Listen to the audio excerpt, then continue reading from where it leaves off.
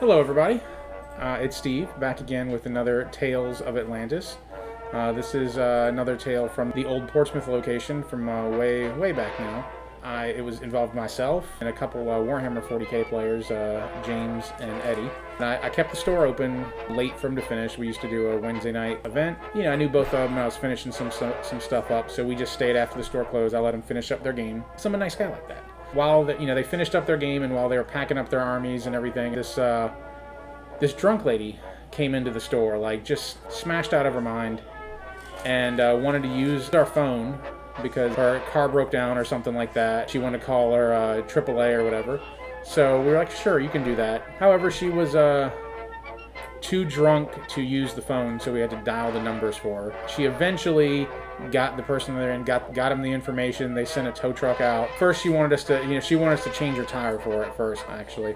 So we went out there and looked at her car, and she definitely did something to her tire, and it was completely gone. Like, there was no rubber left on that rim. She had obviously, hit a curb or something and just destroyed her tire, and then just kept on driving forever until it was just gone. So we're like, yeah, there's really no changing that. Like, everything's jacked up and bent, and it's not coming off. So that's when she called AAA. She was way too drunk to have been driving. So finally, AAA, sends a tow truck. Tow truck shows up. We're like, oh, that was weird. But that the car's gone, it's towed away, everything's good.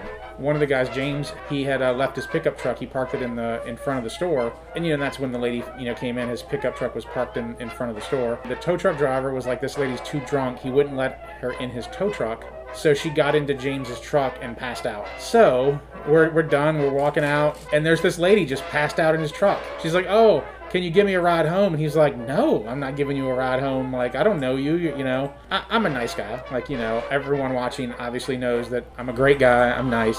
So I was like, I'll give this lady a ride home.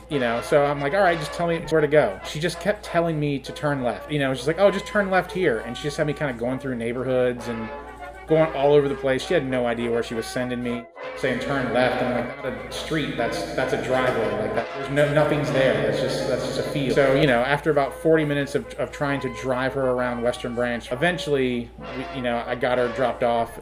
She got me to her apartment complex where she lived.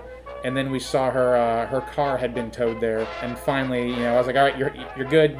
Get out. I'm not giving random drunk people rides home in the middle of the night. That was a bad idea. But it was pretty crazy that it's not something you go to your favorite local game store to get a game in. You don't expect random drunk people to fall asleep in your car.